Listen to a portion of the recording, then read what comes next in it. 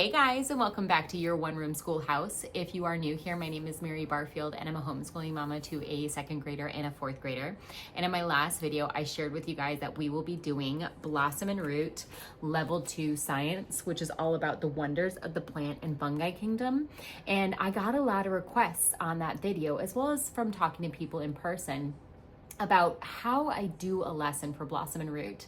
The general feedback is that the program seems daunting or potentially intimidating and a little overwhelming. And I gotta tell you guys, we did levels 1 and 0 our first 2 years of homeschooling, and it was the bomb. We loved it so much. And I really figured out a way to do these lessons where it's very straightforward, very simple, and it's not scary, I promise. So with that, this video is gonna be all about how I do those lessons, how I break it down. I also furthermore got an additional comment asking if I would mind including levels 0 and 1 since I've already done those. So I actually thought that was a really great idea. I am not going to show you how I do a lesson in level 1 because level 1 and level 2 are written exactly the same. The content just changes. Level 1 is all about earth science, is obvious about plants and fungi. Level 0 though is written different, and it's all about space, and it's more of a narrative journey that you're on, going to this planet out in space, meeting this alien Zula. So it is very much written differently, so the lessons are a little different. So I thought that was a good one to include in this. So I'm going to share how I did a lesson for level 0 when I did that with my kindergartner and my second grader. They both loved this level. This was a great one. And then I'm going to show you how I do a lesson in this, and honestly how I keep it super simple. The reason I like Blossom and Root Science is that you can do as little or as much as you want, and she's got a little something for everyone. And I'll share with you what that looks like inside those programs, what I mean by there's a little bit of something for everyone, or if you want to do all of it, you can do all of it, which is kind of how we approach it actually. But I'm going to flip this camera around. We're going to dig in. I'm going to share with you the books, how I would, prep a lesson, all that stuff. And just get right into it. So let's go. All right, y'all. So this is everything you will need to complete a lesson for level 0, and then everything you would need to complete a lesson for level 2. You'll notice that for level 0, since I did this 2 years ago, I have since recycled the parent teacher guide as well as my daughter's student notebooks. So I have just printed out enough of both of these to show you how to do the first lesson. So essentially what you would see in the sample guide. So I don't have the full workbooks with me anymore, but hopefully this will make do just for our demonstration for today. So you'll need the teacher guide, the student notebook, and then the spines. Now, if you read the intro to any of her science, at least the younger levels, the ones that I've done so far, she says you could theoretically do these science programs without any spines at all, because she provides you what are called main lesson points in these notebooks. However, the spines just make it so much more rich. I'm just going to be honest with you. I'll tell you some tips, by the way, when we get into this level about my thought process moving forward about picking spines though with her program. I learned a lot from this level about picking spines. And then for the second level, we have the teacher guide, which we are doing this year. Oops, sorry about the glare. And then I have my daughter's notebooks that I can share with you guys, as well as I have the spine that we have chosen for this year's program. So I'm going to get us locked into the level 0. So let's go through that first and what a lesson would look like. Okay, so let's look at level 0, how I would do a lesson and how I prep things, right? So, the first thing you want to do whenever I print off one of the parent guides, the first thing I'm doing is looking at the spines and looking at the optional books. So she lists quite a few options for spines for this level. I went through the entire program and I saw which ones are used the most, but what I didn't really think about necessarily, and what I should have done is figure out which spines serve which purpose. Now, in her new levels and her updates, she does a really great job of explaining this spine would be really great for an older learner. This spine would be better for a younger learner. She goes through that kind of stuff, and I'll show that in level 2, how she presents that information. But so what I ended up doing for this level is I bought 4 different spines. I bought Professor Katz, or Astro Katz Frontiers of Space, Space exclamation point, The Mysteries of the Universe, and then DK Find Out Solar System. I did not need all 4 of these. Did my kids love them? Absolutely they did. But if you're trying to save money, honestly, for a younger level like this, DK Find Out was the perfect. This should have been our spine. This, and then maybe alongside this one for beautiful pictures and for visuals and things like that. I feel like these two, if I could go back in time, would have been the ones I do.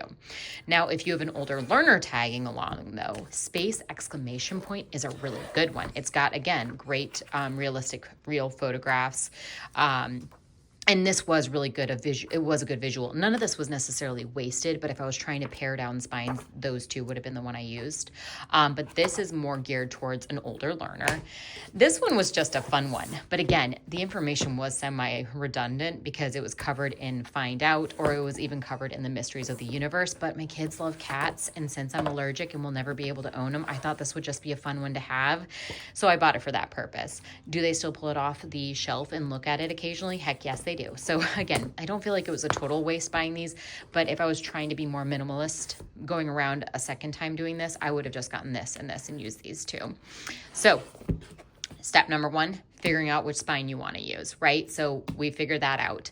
So let's look at the program here. I'm going to take this away. Okay. So again, I didn't print out the entire thing. I just printed out the pages I think I needed for this video. So the contents, as you can see, like I said, you're going on a mission. Literally, the mission is your first week. And then you're going through getting ready, learning what it's like to live in space, preparing for life at zero gravity. Eventually, you're charting a course, and then you are blasting off and you are sailing through the solar system past all the planets. You're learning about the planets, the International Space Station, etc. on this trip. This is very different compared to the way the other programs are set up. It's perfect for a young student. It's really imaginative. The kids built a spaceship. It was a really wonderful year of space. And then ultimately at the end, you're home at last, right? You finish the story at the end at home. So the way these lessons are developed is you are this student who has been picked to go on this mission, right? So the way every week starts out and every lesson starts out, what I would do is I would read this from Mission Control. We would get one every week, and I would tell them, this is your assignment for this week. Today we received a transmitted message from a planet from just outside our solar system. This is what it said. Greeting Earth friends. My name is Zula and I live on planet L21. I am doing a school project on your solar system and need some help. Can you help me with the project? And that's what is the catalyst for this entire year of learning about science and space. So I would start every lesson off reading the new letter from Mission Control. And so here we go. Then what we would do is we would go over, and what I would do 5 minutes before the lesson, I would read this part. It's going to tell you kind of like what we're doing this week, what kind of things we want to talk about, what you want your kids to take from this lesson. Essentially right here is what you would read. So I would read that literally 5 minutes before. It wasn't anything serious that you had to prep. It just helps you mentally know what's going on in this lesson. Then it tells you to read the captain's, what is this? To read the letter from Mission Control. And then the fact that you are going to complete a captain's log in the student notebook. It tells you what you're doing there. It also lists the spine pages. Again, these are optional pages. They tell you you do not need spines to complete this program, but they definitely make it a lot more fun and more enriched. So it would tell you what pages. See, look at all these spines she offers, and they all have their place. Some are better for older learners, younger learners, if the kids are more visual, if they want more text. There's different ones for anybody. So truly the biggest decision is which spines you're going to use. And then what I would do every week, I would prep all this in the summer, highlight which book we decided to use, and then I would notate the pages so that I could then I would use sticky tabs the night before we do a lesson. I'd put it in there so I can easily just peel the book open to where it's supposed to be. And then over here, you'll see that they have optional supplemental books. So these are the ones that you can get from the library. These are good if you are a book basket family. We would occasionally get those if they were available at our library. I would not purchase or spend extra money on those, but if they were at our library, I'd snag them. And what I would do is read them during our morning book basket time kind of situation. And then they have optional videos, which we always do the videos. We love the videos. And then if there's anything additional website wise, they would put there, and then activities for us to do. So that's kind of how she lists the lesson. How we actually did it is I would read the letter from Mission Control. Next, I would then, knowing what we are meant to be doing in this lesson, what I'm supposed to be focusing on, I would dig into reading the pages. So the first The first one I would do is I would read pages 24 to 25 from DK Find Out, because that was our favorite spine. So that was this, what it's like to be an astronaut. We would literally sit on the beanbags and read this, or on the couch, wherever we were. If there were additional pages, which there was some from this one. So page 18 from Astro Cats, we would learn about the solar system. And then it also says that we could dig into space exclamation point. Where is it? Oh, right there. Pages 124 to 125. So this one with the space exclamation point, I would literally just lay this out. I would lay this on the table. We weren't actually reading anything from it. This was a visual. So while we're reading through this one and through this one, the girls could look at this if they wanted to. And then we would just have discussions based off the information we read, chit chat about it a little bit from there. Instead of doing the supplemental books at that time, like I said, I would do them mostly in the morning during our morning time. So it's just something I would do throughout the week, because this level, I would do this lesson in one day. So these during morning time throughout the week to kind of keep our theme going. This I would read during the lesson. And then after we would read our book, so we've read the mission control letter, we've read the books, discussed that information, then I would hop in and I would preview these videos to see if they were worth watching or if my kids would be interested in it. I would do that like the night or the week before I'd plan this. And then we'd watch those. And then from there, I would move into the activity. So this is where we did this, a space adventure corner. I have a corner in my loft up here for our homeschool room that I made into our space area. We would hang planets from the ceiling. We put asteroids and like stars on the wall with tape, those kind of things. And so that's what we did. And then once we were done with that, we would jump into our student. Here, let me take these off. We would jump into our student log. So since this is meant for kindergarten, you're working on calendar skills. So you're meant to fill out what month it is, the day of the month, and then what day of the week. And then here in the mission, you would draw, like the child would draw a picture from whatever they decided to for the mission, right? You're traveling to planet or to Zula on planet L21. What would that look like in their mind? And they drew cute pictures for that, like traveling through space. And the second thing for the student notebook, all you were doing is filling out an astronaut profile. I printed off pictures of the girls' faces and they glued them in there. They wrote down their name, their age, and then some of their favorite things. And that was it. That was a lesson. This was a very straightforward program. But it was really rich and it had a lot of imagination going on in it. We made it super fun, but that's it. That was a lesson. The captain log, read whatever pages from the spines that you picked out, watch a video. If there was an activity we wanted to do, we'd do the activity and then we'd fill out the student guide. I was able to do this in one day. We didn't spread this over 2 days. This was very simple and straightforward, but it was also meant for kindergarten level. So that made sense for us. And then again, like I said, we would pull in supplemental books if they had them from the library during our book basket time. And it just kind of continued the thread of the space that we were learning about for that year throughout the week. Because even though we were doing the lesson for once a week, we were reading those books throughout the week. So that kind of kept it cohesively together. So that was how I did a lesson for level 0. Pretty straightforward, you guys. Let's get into level 2. Okay, so for level 2, it's a little different, right? The lessons are set up a little differently. You're not going on a trip that's narrative that you're, doing throughout the entire year.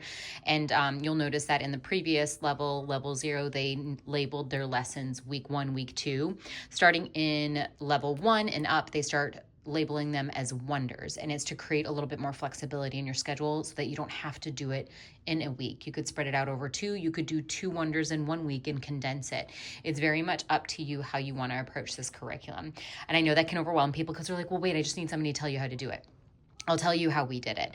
We are doing 1 wonder a week. We're not extending, we're not condensing. However, this year, we are leaving space open for rabbit holes if we want to, or if we're having a really slow, easy week, we might do a second wonder because I am doing this over 2 days. So I could theoretically do 2 wonders a week if I wanted to do science 4 days a week. To keep our schedules light and easy, we are only doing it 2 days a week. So we're doing 1 wonder is the standard schedule that I'm focusing on. But again, we're leaving room for flexibility if we decide we want to do that. So here you'll see I have some library books. I'm going to show you how we do Wonder 2, because that's the Wonder we're going to do this week and how I planned it out. So these are the books I was able to grab from my library. I actually have 2 more that I'm snagging from the library tomorrow. So those are just a few of the ones. This is our spine we decided to go with, and I'll explain why. This is the parent guide, obviously, that is very important. And then the student guide. So let's pull this away and let's look at the teacher guide real quick. Okay, so let's flip to the table of contents. I just wanted to share with you guys what's in here so you know how we're approaching this. So living sunlight, plant anatomy, we're kind of getting introduced to plants, right?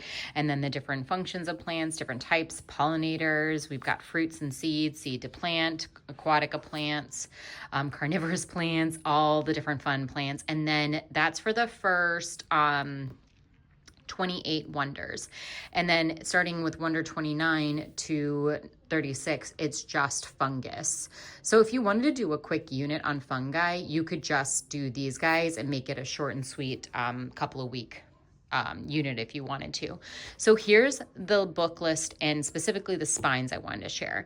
So these are my notes on how I figured it out. When I first printed out this program, this is the main page I go to immediately. I'm trying to figure out what spine I want to get. Fortunate for me, all of these are at the library. However, because you use your spine every week, I wanted to purchase whichever one we were going to use. But I was able to get all the spines. I looked through all of them and I determined based off of the notes here listed. So for example, trees, leaves, flowers, and seeds, it's a visual encyclopedia of the planet kingdom. She mentions, this is an excellent choice featuring DK's typical layout, very informative with a lot of examples of different plant features, would be appropriate for most lower to middle elementary learners, so on the older end of elementary school. Only drawback is there aren't any pages on the fungi kingdom, so Wonders 29 through 36, this spine will not be functional. You'd only need it for Wonders 1 through 28, so that is something good to note.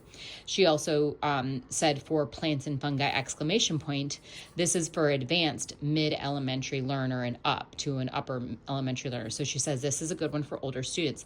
However, this one would be good for those fungi weeks 29 to 36. The Secret World of Plants is where it was kind of like our Goldilocks. So I decided to go with this one as our main spine, at least for the first 28 wonders, because this does not include fungi. But I knew that going into it. It has more of an approachable layout for my children for their age level. It's got beautiful pictures. It also has illustrations. It's got a lot of good information, but not too much. It's really a beautiful book. So we decided on this one as our main spine. However, when we get to week 29, where we start learning about fungi, I plan to borrow from the library plants and fungi as our main spine then, because again, this one will no longer be functional for us because it's only about plants. So that's kind of how I went about it.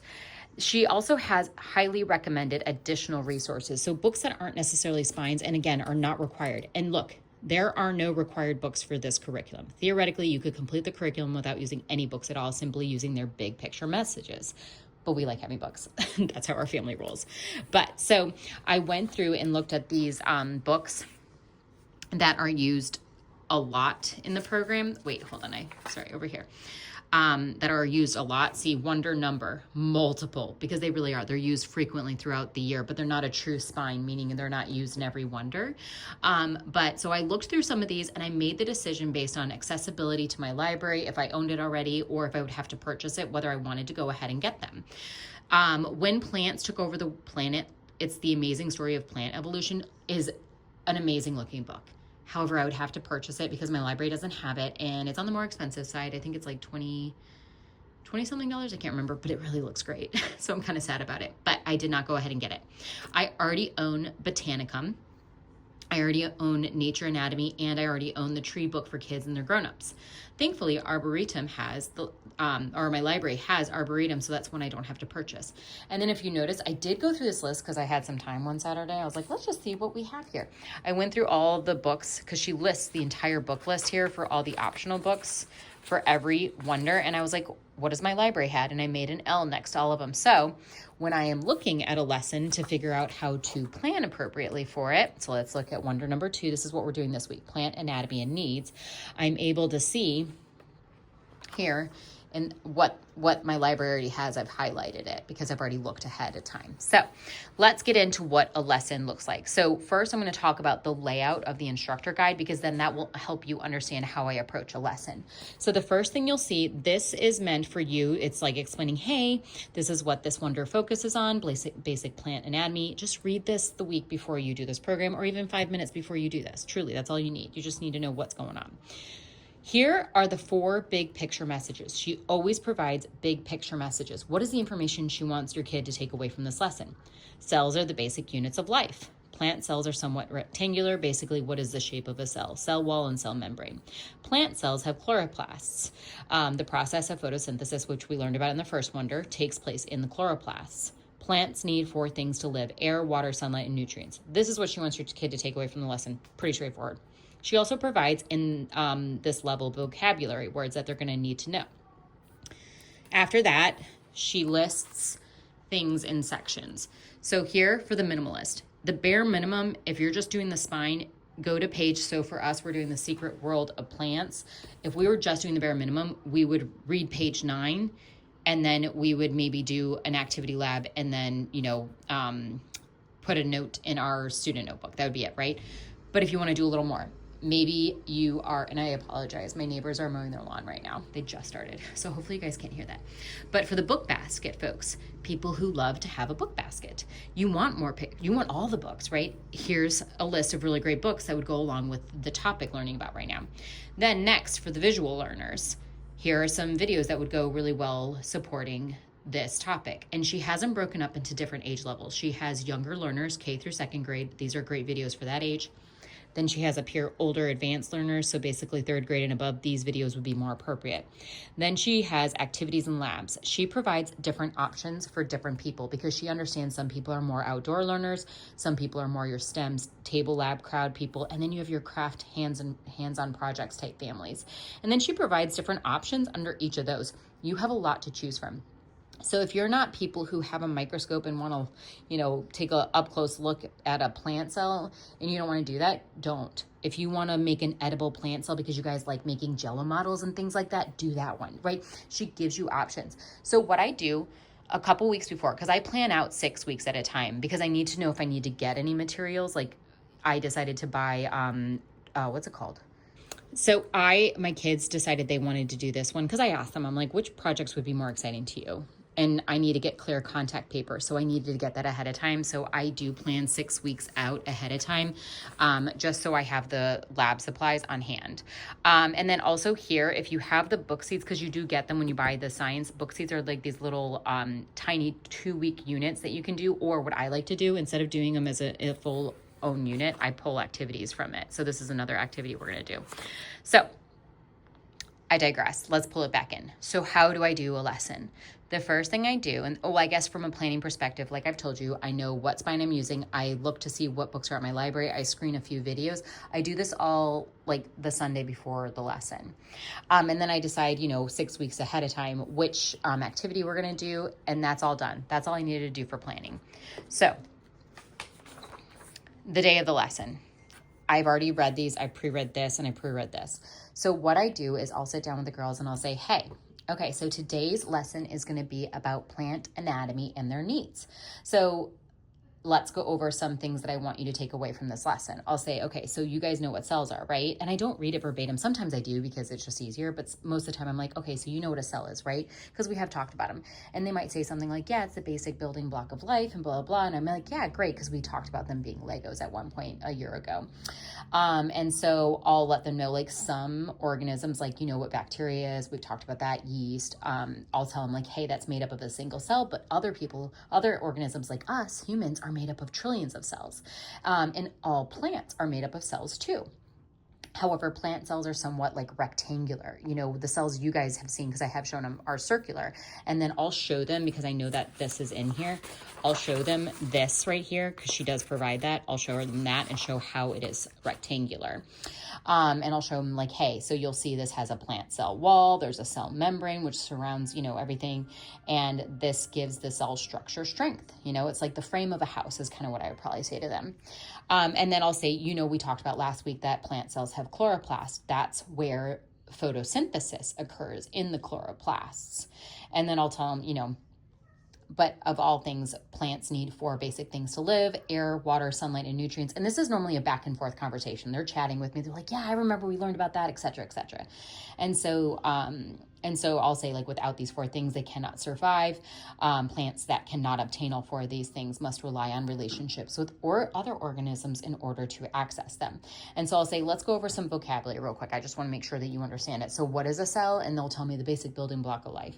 And I'll say, what is a cell wall? And they might be like, the thing that goes around the cell that holds it together or something like that. They'll probably tell me something, and I'll reiterate a structural layer that surrounds some cell types. Then we'll say, what is a cell membrane? And they will probably be like, I don't know, because they're kids. A membrane that separates the inside of a cell from the outside world and helps to protect it like a shield. And then I'll say, okay, what's a chloroplast? And they'll say an organelle within a plant cell where photosynthesis takes place. They probably won't say that. They'll say that's where the photosynthesis happens. I'll be like, sure. They're kids. That's how they say stuff. So once we've gone over that, that's when I pull out the main spine and we go through, and I'll have tagged it with a sticky note, the page we need to be on for the day. And so that's when I'll sit down with them and I'll say, okay, here is what a plant looks like. This is the basic anatomy, and we'll review what is a stem, what is a seed, the root, hairs, roots. We'll like deep dive into this and have a conversation about that. Now, again, the book basket family books. Those we will read probably one, since I think I'm going to have 4. I have to go get one more from the library.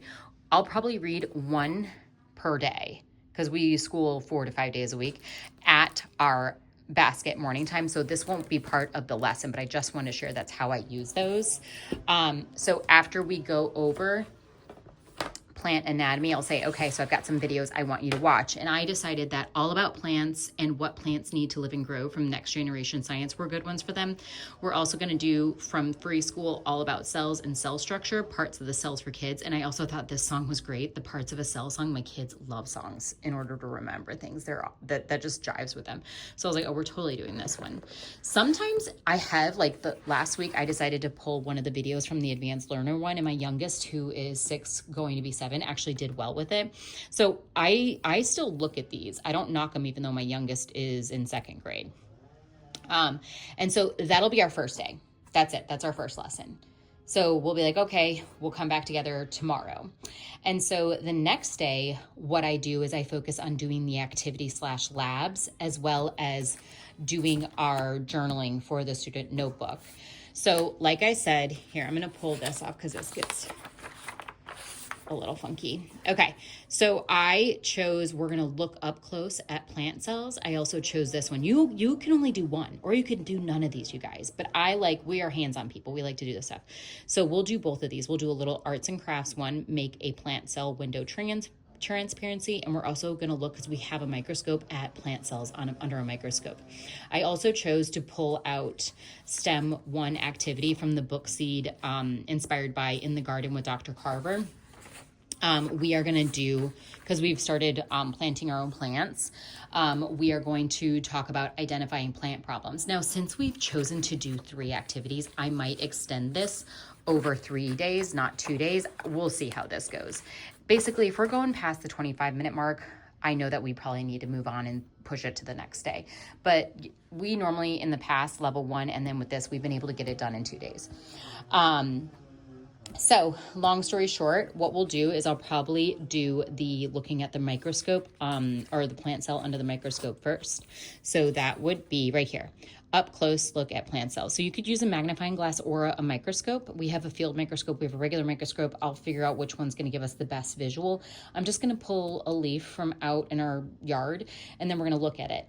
And then from there, I think that'll be a great intro to moving into the second one, which is art, and doing the make a plant cell window transparency. So we'll have looked at a cell under a microscope, then we can go do an art project on it. And then this might be something fun we do on a Friday, or I might do this before we do both of these activities. I'll see how the day is going, how everybody's, stamina is, but that's it. And then when we're done with that, if you look at the after the lab activities, you'll see there's a section here that says student notebook sheet, depending on your child. So you can do an open-ended narration. Tell me something you learned this week, and they can put it in their notebook. They could create a collage. You could pull copy work from the book if you want to, but then she also has these prompts, which I really like. So prompt 1, describe the things a plant needs to survive. Prompt 2, explain what chloroplasts are. So depending on how I feel like my kids are getting the information, we'll probably go with one of the prompts. I like these better. I'm probably going to go with prompt 1 because I think there's a lot they could write about and draw about. So here's like what it would look like in the student notebook. So this is what this is my youngest daughter. She did for our Living Sunlight Wonder 1. She drew what photosynthesis was, and then she kind of told me about it. So then for Wonder 2, plant anatomy and needs, then what I would say is, okay, guys, so we've learned a lot about plants this week and their anatomy and what they need to live. I would say, okay, can you guys describe the things a plant needs to survive? So my oldest daughter, she will write her own narration because she's able to. She's in 4th grade, and draw a picture for that. It'll probably be like something like this, right? Plant anatomy. My youngest, she will narrate to me and I'll write it down for her, and then she will draw her own picture like she did here. You can see this is my handwriting, not hers. And then this is her handwriting. So you'll see it's different. So, and then that's it. We're done for the day. That's it. So in the most basic of terms, what we do for a lesson in here is the first day we go over the main picture ideas and vocabulary. We read the spines and watch the videos. That's it. The next day we focus on doing the hands-on activities and the student notebook, and that's it. We're done. It's super simple, I promise. It's not hard for me to plan this out. I've also done it now for 2 years in a row. We took a break last year, but this year we're getting back into it, and I'm excited for that. Our lesson went really well last week, and it just has a really strong place in our heart, and we really like all the multi-sensory hands-on stuff. But you can also make it super simple and not do the videos, or you only do the spine in the videos and you don't even do an activity, or maybe you just do one. You guys can make it as simple as you need it to be, or as complex and super hands-on as you need to be. The way I approach it is, what's our schedule look like this week? If we have a really chill schedule, we're doing it all.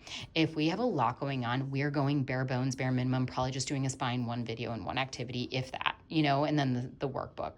And that's it. It's super like flexible in that respect, which I really, really enjoy. So hopefully that was helpful to share with you guys. All right, y'all, I hope that was super helpful to you if you are looking at Blossom and Root. Maybe I made it seem a little less intimidating, I hope. It's a really straightforward process about how I do the lessons. And again, the great thing I love about Blossom and Root is that you can do as much or as little as you want in the program. It's very much customizable, but with it I know can come a little bit more of an overwhelm if you're not sure how to do it. So hopefully the way I approach the lessons, for those of you that just want to be told how do you do it, hopefully that maybe made it more accessible for you guys. If you have any questions about the programs that I talked about in this video, leave them down in the comments. If you are new to my channel, hit the subscribe button. We'd love for you to hang around for the rest of our homeschooling journey. And I will see you guys in the next video. Bye, y'all.